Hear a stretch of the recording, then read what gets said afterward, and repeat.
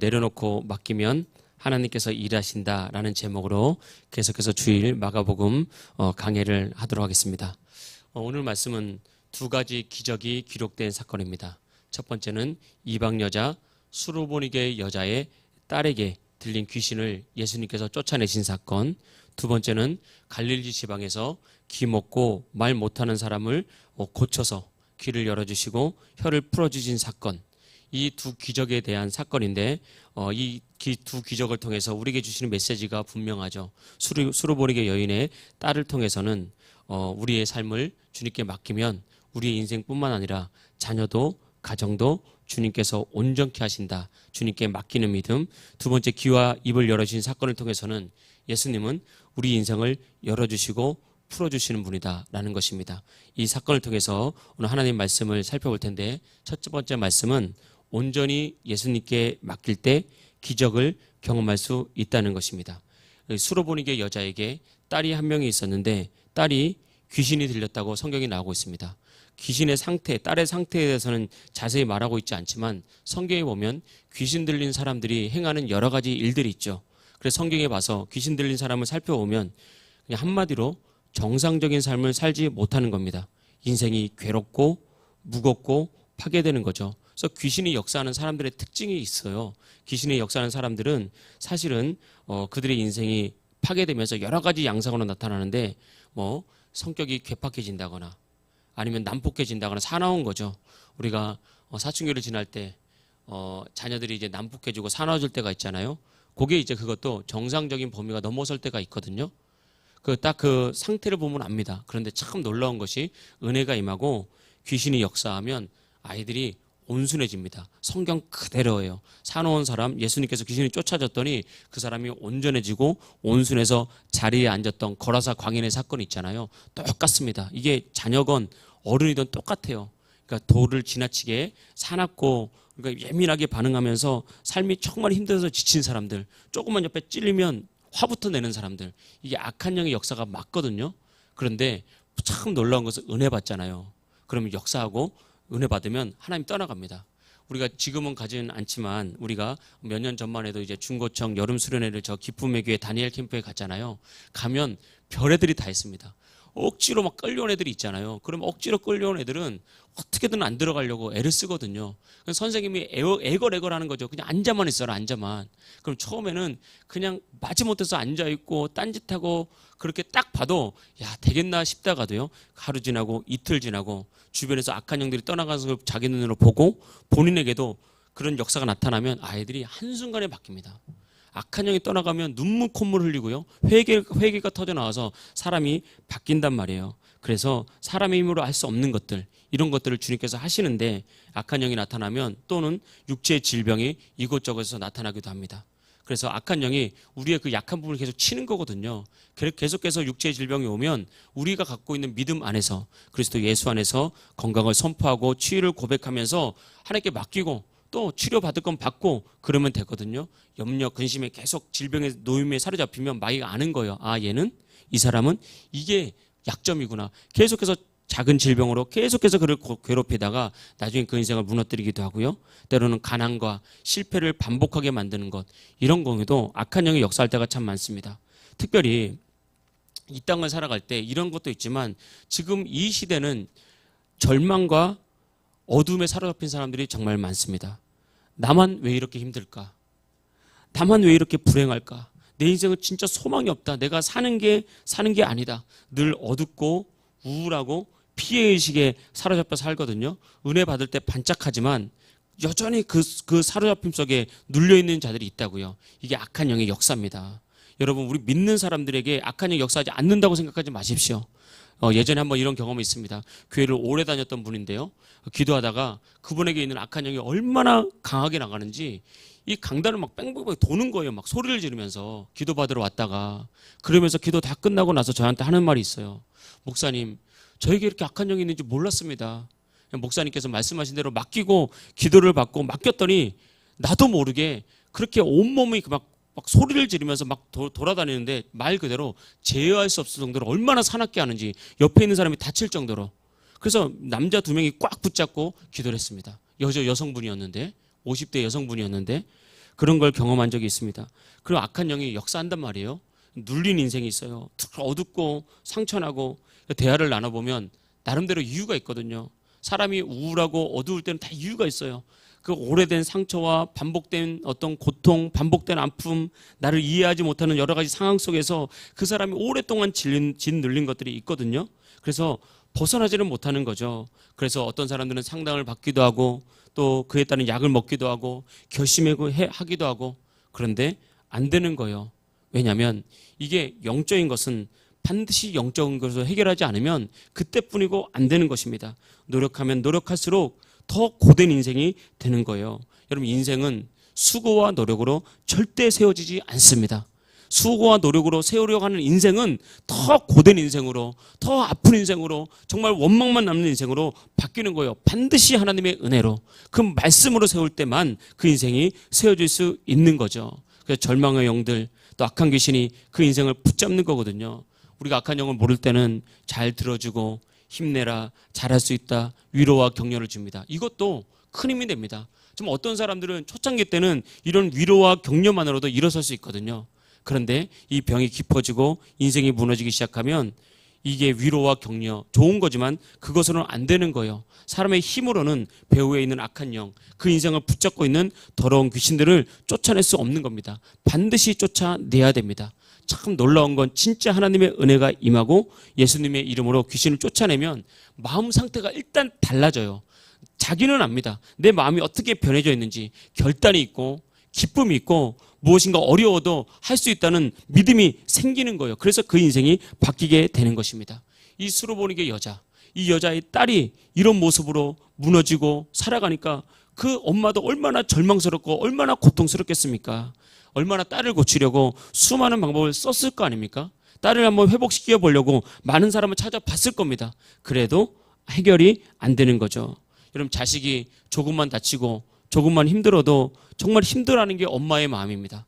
엄마들은 탯줄과 함께 연결돼서 같은 생명이라 그러잖아요. 아빠들하고는 다르거든요. 엄마들은 자식이 이렇게 다친 거 보면 내가 아픈 것 같고 같이 잠 못 자는 그런 게 있거든요. 이게 엄마인데, 근데 단지 그냥 어려운 게 아니라 딸이 귀신 들려가지고 눈빛이 변하고 삶이 무너지고 삶이 문 밖에 나오려고 하지도 않고 뭔가 하려고 하지도 않고 무너진 인생을 보면 볼수록 정말 제정신으로 못 사는 딸을 볼 때 엄마도 같이 무너지는 거죠. 하루하루가 막막하고 소망이 없고 고통스럽고 절망스러웠을 것입니다. 이때 해결 방법을 찾을 수 없을 때 이 절망의 순간에 누군가가 예수님을 전해줬다고요. 여러분, 우리가 전도해야 되는 이유가 여기에 있습니다. 우리가 누군가를 반복적으로 설득하려고 하지 말고 안 되는 사람을 하나님께 맡기고 또다시 여러분 주위에 절망하는 사람, 고통당하는 사람, 여러분 주위에 정말 힘들어하는 사람, 그 사람들에게 복음을 전해 주십시오. 이 시대가 우리 학생들이 공부하지만 이 학업 때문에 절망하는 학생들, 청년들이 정말 많거든요. 복음이 필요합니다. 복음이. 그래, 복음이 들어가면 학업을 이렇게 세워주던 다른 비전을 주던 하나님께서 반드시 그들을 일으켜 세워주십니다. 복음 전하시길 축복합니다. 이 여자가 이 예수님에 대한 소문을 듣고 국경을 넘어서 수로보니게 여인이라고 그랬잖아요. 이 수로보니게는 이스라엘 북쪽 땅, 지금 땅으로 말하면 레바논 지역에 있는 도시 이름이에요. 그 도시인데 그 도시에서 국경을 넘어서 예수님을 찾아온 거예요. 예수님께 찾아와서 예수님의 발 앞에 엎드려서 딸에게 들린 귀신을 쫓아달라고 애타게 간구하더라, 이 말입니다. 저 국경을 넘어서 오기까지. 저도 기도원 같은 데 가보면, 우리 다니엘 캠프도 잠깐 얘기했지만 어른들 집회 가보면요, 자리가 없습니다, 거기가. 근데 거기에 오면 한국 사람만 오는 게 아니에요. 제주도에서 비행기 타고 오고요, 부산에서 KTX 타고 오고, 저기 전라도 목포에서 차를 몰고 4시간 5시간 오고요, 미국에서도 오고, 선교사님도 찾아서 온단 말이에요. 비행기를 타고 어떻게든 은혜 받고 어떻게든 하나님 역사를 하려고 오면 역사합니다. 와서 기도하면 하나님께 역사하십니다. 여러분, 그 자리뿐만 아닙니다. 예수님의 이름으로 모인 이 자리에 우리가 사모하면서 오면 기적은 하나님께서 베푸시는 거고 응답은 하나님께서 반드시 베푸십니다. 이 여자가 국경을 넘어서 예수님께 와서 애타게 간구했던 이유는 무엇입니까? 예수님만이 고칠 수 있다는 이 절대 믿음을 가진 거예요. 할렐루야. 절대 믿음을 가져야 됩니다. 정 마음 한구석에는 예수님도 있어야 되지만 다른 것도 있어야 돼. 이게 아니라 오직 예수님밖에 없습니다. 나를 살릴 분, 내 인생을 세울 분, 우리 가정을 살릴 분, 우리 자녀를 살릴 분, 이 예수님밖에 없습니다. 이 절대 믿음을 가지고 주님께 나와서 주님 발 앞에 엎드려서 주님 살려주세요. 주님 고쳐주세요. 주님 회복해 주세요. 예수님밖에 없습니다. 이렇게 나가면 주님께서는 반드시 역사하신다는 것입니다. 그때 이 여자가 이렇게 간구할 때 예수님께서 이렇게 말씀하셨습니다. 7장 27절 말씀 보겠습니다. 예수께서 이르시되 자녀로 먼저 배불리게 먹게 할지니 자녀의 떡을 취하여 개들에게 던짐이 마땅치 아니하니라. 그러면서 이 이방 여자를 개에 비유하면서 표현했잖아요. 수치스럽고 자존심이 굉장히 상하는 그런 순간이었습니다. 그런데 이 여자가 결단한 거죠. 자신을 다 내려놓기로, 자신의 인생과 딸을 예수님께 완전히 맡기기로 작정한 거예요. 자존심도 내려놓고 자신의 딸도 자신의 인생도 온전히 예수님께 맡기니까 시험이 안 들잖아요. 여러분, 우리가 왜 시험에 드는지 아십니까? 내가 살아있어서 그래요. 내가 왜 믿음의 깊이에 아직까지 들어가지 못하느냐? 내가 살아있어서 그렇습니다. 여전히 내가 살아있으니까 내 안에 그리스도께서 역사하지 않는 거예요. 바울 보십시오. 내가 그리스도와 함께 십자가에 못 박혔나니 그런즉 이제는 내가 사는 것이 아니요 내 안에 그리스도께서 사시는 것이라. 내가 십자가에 못 박히고 죽었다는 사실을 온전히 받아들이시길 축복합니다. 사실은 우리는 나를 십자가에 못 박는 존재가 아닙니다. 우리는 이미 십자가에서 못 박아 죽었습니다. 우리 이미 죽은 존재라고요. 근데 우리의 혼과 육이 우리의 본성을 자꾸 건드리는 거예요. 우리의 본성은 완전히 거듭났는데 나의 생각과 나의 어떤 자존심과 나의 감정이 계속해서 나를 만들어 가거든요. 육으로 끌고 가거든요. 그러니까 은혜 깊이 들어가지 못하는 거예요. 은혜 좀 들려 그러면 시험 받고, 또 좀 은혜 좀 받으려 그러면 세상에 끌려가고, 그러니까 어떤 깊은 은혜의 강가로 들어가지 못하고 찰싹거리는 거기서 은혜만 조금 경험하고 들어가고, 조금 괜찮았다 생각하면 또 세상에 내가 나가고, 그게 아니라는 것입니다. 이 수로보는 여인처럼 그냥 온전히 하나님께 맡기면서 예수님, 그 부스러기 은혜라도 내게 주십시오. 개들도 주인의 상에서 떨어지는 부스러기 먹잖아요. 그 부스러기 은혜도 주시면 내가 감사하게 먹겠습니다. 이 말에 예수님이 감동을 받은 거예요. 그래서 예수님께서 말씀하시잖아요. 내가 이 말을 하였으니 돌아가라. 내 딸에게서 귀신이 나갔느니라. 다 내려놓고 맡기니까 이 말을 하였으니 어떤 말을 한 거죠? 내 자존심 다 내려놓겠습니다. 내 인생 내려놓겠습니다. 오직 주님께 맡기겠습니다. 이게 이 말이라고요. 그 시험 들지 않고 다 내려놓고 오직 예수님께 다 맡기겠습니다. 이런 고백을 드렸더니 예수님께서 이 말에 감동하시고 네가 이 말을 했으니까 귀신이 내 딸에게서 나갔다. 그러면서 정말 딸이 온전해진 거잖아요. 이 사건이 우리에게 주시는 메시지는 첫 번째는 하나님께 온전히 맡겨야 된다라는 메시지가 있고, 두 번째는 기적 전에, 축복 전에 언제나 하나님은 우리의 믿음의 신실함을 테스트할 때가 있다는 거예요. 우리의 그릇을 달아볼 때가 있다는 것입니다. 이 테스트를 믿음으로 통과할 수 있기를 주의 이름으로 축복합니다. 출애굽한 이스라엘 백성이 요단강을 지나서 여리고성 앞에 섰습니다. 여리고성은 도저히 무너질 수 없는, 정복할 수 없는 견고한 성이라고 말했거든요. 그때 하나님께서는 여호수아에게 말씀하셨습니다. 매일 200만 명이 넘는 백성들 새벽같이 다 일어나라.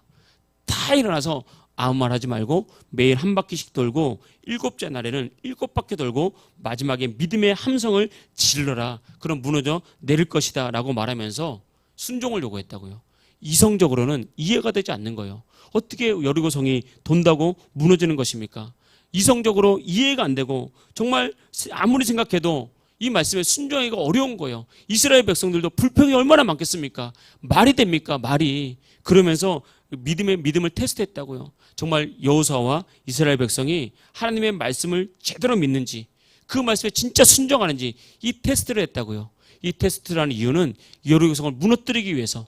이 테스트 통과만 하면 너네 여리고성 무너지는 거야. 내가 너의 믿음의 신실함을 확인한 다음에 이 여리고성을 무너뜨릴 거야. 주님께서 그렇게 말씀한 거예요. 그들이 하나님의 말씀에 순종하는지 테스트할 때 그 말씀에 순종했더니 바로 여리고성이 무너져 내린 것입니다. 하나님은 아브라함에게 100세에 낳은 독자 아들 이삭을 번제로 드리라고 했잖아요. 저는 이 말씀을 묵상할 때마다 참 기이합니다. 너무나 잘 알고 있는 말씀인데 늘 깨달아지는 말씀은 우리의 자녀는 내 자녀가 아니다. 여러분, 먼저 여러분의 자녀 아닙니다. 하나님의 자녀예요. 여러분들이 누군가에게 100만 원을 맡겼어요. 그래서 이거 잘 써라. 내가 원하는 대로 써라 그랬는데 이 사람이 주인이 맡긴 대로 쓰지 않고 내가 마음대로 써요. 그럼 이걸 배임 횡령이라 그러죠. 그냥 수갑 차고 가는 거예요. 우리의 자녀, 우리의 시간, 우리의 물질, 우리에게 주어진 모든 것들 내 것이 아닙니다. 하나님께 주신 거예요. 그런데 우리가 그것을 내 것이라고 우기는 순간 그때부터 잘 될 것 같죠. 문제가 생기는 거예요. 하나님이 보고 있다는 겁니다. 그래서 하나님이 100세에 낳은 아들, 독자 아들 이삭을 하나님께서 번제로 드리라는 거예요. 하나님께 드리라는 거죠. 순종하기 어려운 말씀입니다. 근데 이건 하나님의 뜻이 있죠. 하나님께서 내 자녀는 내가 복줘야 되니까 너 나에 대한 신실한 믿음을 보이고 그 자녀 나에게 맡겨라 라고 말한 거예요. 그 행간을 우리가 읽을 수 있어야 됩니다. 주님께서 우리에게 무엇인가 순종을 요구하고 주님께서 우리에게 무엇인가 말씀에 따르기를 요구할 때는 주님께서 왜 그 말씀을 하시는지, 주님의 뜻은 어디에 있는지 그 행간을 이해하면서 그 테스트를 반드시 통과해야 됩니다. 그래서 아브라함도 그 믿음을 가지고 독자 이삭을 하나님께 드렸잖아요. 하나님 테스트에 통과하니까 아브라함에게 여호와 이레의 복, 어디에 가든지 하나님이 준비하시는 그런 놀라운 축복을 받은 것입니다. 하나님은 우리에게 복을 주시기를 원하시는 분입니다. 하나님은 100% 우리가 잘 되기를 원하시고 우리 인생의 번성과 확장과 번영을 주시는 분입니다. 믿으시길 축복합니다. 사실 여러분의 인생에는 하나님께 주신 번성밖에 없습니다. 번영밖에 없고 확장밖에 없는 거예요. 그런데 우리가 주님께서 나가라는 길을 가지 않으니까 이 길로 가야 확장된다. 근데 그 길이 내 눈에 만족하지 않은 거예요. 저 길로 가야지 확장되고 번영된다. 근데 그 길이 내 이성에 납득되지 않는 거예요. 내가 여전히 살아있으니까 그것을 내려놓지 못하고 내 길을 주장하니까 우리가 번영과 축복을 누릴 수 없는 거거든요. 다시 말하면 우리가 믿음의 테스트에 통과하지 못하는 거예요. 하나님께서 우리에게 순종을 요구하실 때 하나님은 기적을 준비하고 있습니다. 하나님께서 우리에게 무엇인가 자존심을 내려놓으라 그럴 때 하나님은 축복을 준비하고 있는 거예요. 내 자존심이 깨져야 하나님 역사하니까, 내가 죽어야 하나님께서 일하시니까, 하나님께서 우리에게 무엇인가 요구하시고 무엇인가 말씀을 주시면서 그 말씀에 순종하라고 하실 때는 반드시 그 배후에 있는 하나님의 뜻을 봐야 됩니다. 하나님께서 나에게 복 주시려고 그러는구나, 나를 세우려고 그러는구나, 우리 인생을, 우리 가정을 새롭게 만드시려고 그러는구나 믿으시길 축복합니다. 그런데 하나님의 뜻을 보지 못하고 불순종하고 자존심 세우고 힘들다고 말하면 그때 우린 안타깝게 하나님의 축복을 경험하지 못하는 것이죠. 여러분 항상 기억하십시오. 우리 삶에 고난에 찾아올 때 하나님은 그 고난을 어떻게 대처하는지 봅니다. 고난에 찾아올 때 이 고난 가지고 주님 앞에 가지고 나와서 엎드려 기도하는지, 아니면 이 고난의 문제 때문에 절망하면서 사람의 길을 찾아가는지. 그래서 고난은 하나님께서 나의 믿음이 어디까지 가 있는지, 때로는 문제는 내가 어떻게 그 방법을 처리하는지, 믿음으로 대처하는지 아니면 사람의 방법으로 대처하는지 하나님 보시는 거예요. 그래서 언제나 순종할 때 하나님께서 세우시고 하나님 믿음으로 우리가 반응할 때 하나님께서 역사하십니다. 그래서 여러분 인간적인 방법, 내 생각 따라가지 말고 여러분 하나님 앞에 나와서 엎드리고 맡기십시오. 직장도, 건강도, 사업도, 자녀도 주님께 온전히 맡기면 주님께서 일하실 줄 믿습니다. 그때 여기서 하나님께 맡겼다는 증거가 있다고요. 그럼 하나님께 맡겼으니까 우리는 아무것도 안 하냐? 이 수로보니게 연인은 예수님께 맡기면서 했던 게 하나 있어요. 국경을 넘어서 예수님의 발 앞에 엎드려서 간구했다, 기도했다는 거잖아요.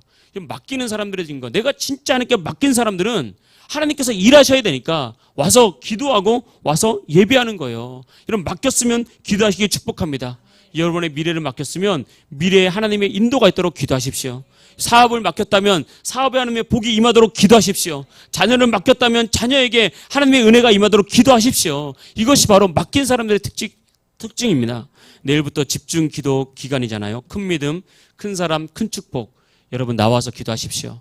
기도하면 반드시 응답이 있습니다. 여러분 이 기도는 내가 커지는 시간이거든요. 우리 집중기도를 5일 동안 우리가 1년에 몇 차례 하는데 한 4차례 정도 하는 것 같은데 집중기도를 할 때마다 간증이 많이 들어옵니다. 어떤 분은 목사님 내가 이 질병에서 고침받았습니다. 정말 목사님께서 안수 받는데 질병이 나음받았습니다. 어떤 사람들은 집중기도에서 기도했더니 문제가 해결받았습니다. 이런 간증들이 있거든요. 왜 그렇습니까? 주님께 나오면 주님 역사하십니다. 주님께 맡기면 주님께서 반드시 함께 하시는 거예요.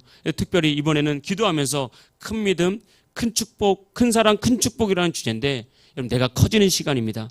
우리가 인생이 확장되는 시간이고요. 하나님의 축복이 있는 시간입니다. 반드시 이번에도 집중 기도를 통해서 하나님께서 응답 주시고 우리 삶의 간증을 주실 줄 믿습니다. 두 번째 말씀은 예수님은 우리 인생을 열어주시고 풀어주시는 은혜로 이끌어 간다는 것입니다. 예수님께서 두로와 시돈 지역을 지나서 데가볼리 지역을 지나서 갈릴리 지역에 왔을 때 사람들이 말 못하고 귀 먹은 사람을 예수님께 데리고 나와서 예수님께서 안수해서 고쳐 주십시오라고 그들이 간구했습니다. 그래서 예수님은 그 사람을 따로 다른 데로 데리고 가서 양 귀에 손가락을 넣고 또 한 손에 침을 뱉고 그 침 묻은 손으로 그 사람의 혀에 손을 대었습니다. 그리고 하늘을 우러러서 하늘을 바라보면서 탄식하면서 간구했어요. 기도했어요. 사실은 이 기도는 명령하는 기도죠. 에바다 하고 선포했다고요. 이 에바다는 헬라어 그리스 말인데 우리말로 열려라라는 말입니다. 열리라, 열려라라는 말이죠. 명령한 겁니다. 귀와 혀에게 명령한 거예요. 귀야 열려라. 혀야 풀어지고 열려라. 이렇게 명령한 거예요. 그 명령을 듣고 귀가 풀어지고 혀가 열렸습니다. 그래서 그 사람은 듣게 되었고 말할 수 있게 된 것입니다. 놀라운 기적이 나타난 거죠. 여러분, 귀 먹고 말 못하는 건 지금 우주를 가는 이 시대에도 모든 병을 다 고칠 수 있다는 이 시대에도 못 고치는 병입니다. 여러분, 지금도 못 고친다는 거. 제가 예전에 전도사 시절에 교회를 다닐 때 그 교회에 어린 아이가 말 못하고 듣지 못한 아이가 있었어요. 태어날 때부터. 그거 지나면서 몰랐는데 나중에 보니까 말을 못하는 거예요. 제가 전도사 시절에 그 아이가 7살쯤 되었습니다.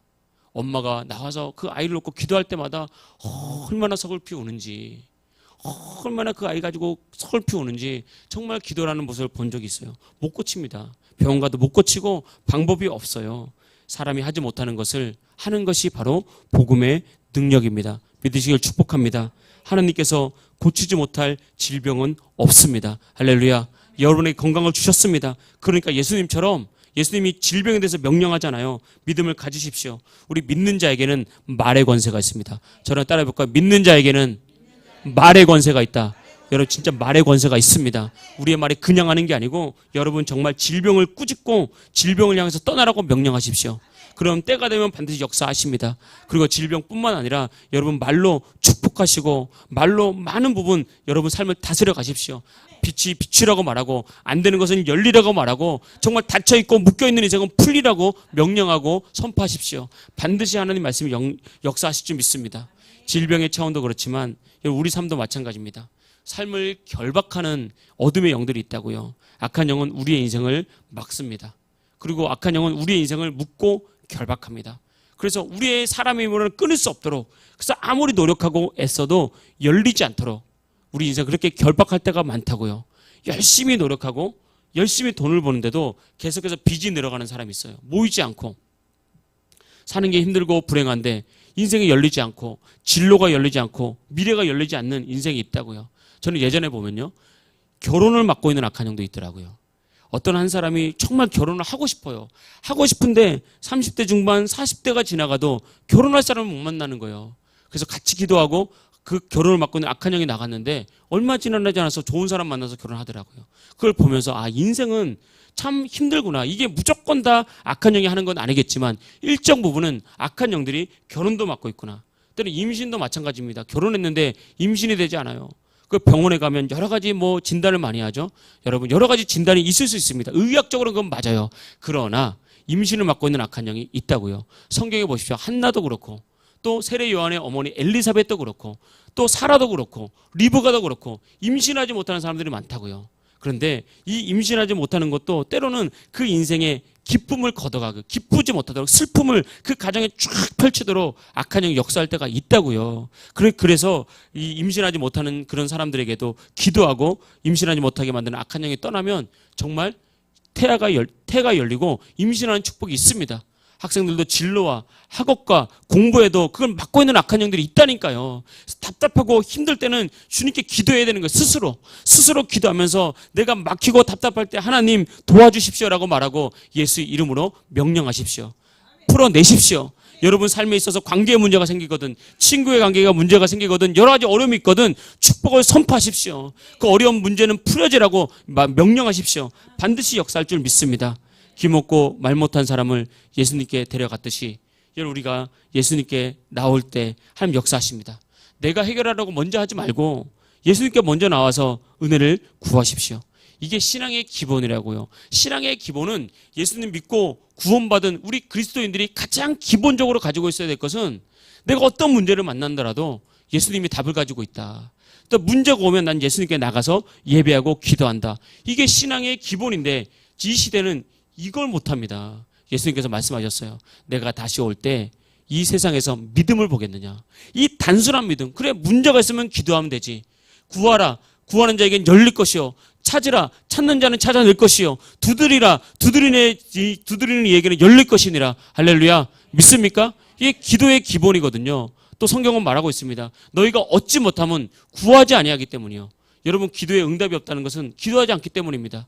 구하여도 얻지 못하면 정욕에 쓰려고 잘못 구함이라. 나의 기도가 나의 만족과 나의 욕심을 위한 건지, 정말 말씀에 합당하고 하나님의 영광을 위한 건지, 그것을 한번 여러분 구하시고 하나님께 나가십시오. 반드시 응답한다는 것입니다. 그래서 여러분, 우리가 주님께 나와서 주님께 나가면 사업의 문이 반드시 열립니다.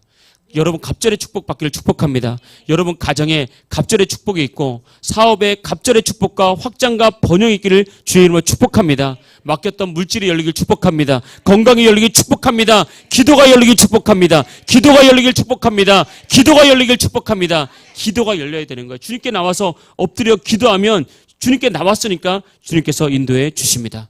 그럼 우리가 주님께 나와서 기도할 때 주님께서는 우리에게 어떻게 응답하시냐? 늘 말씀드리지만 주님은 말씀으로, 성령의 감동으로 여러분의 심령에 말씀하시는 거예요. 이 수로보니게 여자도 마찬가지고 이 귀신 들린 사람도 마찬가지고 예수님께서 무슨 말씀을 주셨죠? 귀 먹은 자에게는 에바다라는 말씀을 주셨어요. 열려라라는 말씀을 주셨다고요. 그러니까 귀가 열리기 전이었죠. 입이 풀어지기 전이었죠. 에바다라는 말씀, 열리라라는 말씀을 먼저 준 거예요. 이 수로보니게 여인도 네가 이 말을 하였으니, 지가 이 딸이 치유되기 전에, 귀신이 떠나기 전에 먼저 어떤 말씀을 주셨습니까? 내 딸에게서 나갔다, 돌아가라, 이 말씀을 주신 거예요. 하나님은 우리가 기도할 때 우리에게 말씀으로 응답하십니다. 내가 물질을 위해서 기도하면 물질을 먼저 주시는 것이 아니라 말씀을 주신다고요. 어떻게 해라. 우리가 자녀를 위해서 기도하면 주님께서 말씀을 주신다고요. 거기에 답이 있는 겁니다. 그 말씀을 따라가는 거예요. 그래서 우리 그리스도인들은 내 힘으로 살려고 노력하는 존재가 아니라 말씀 따라가려고 노력하는 존재예요.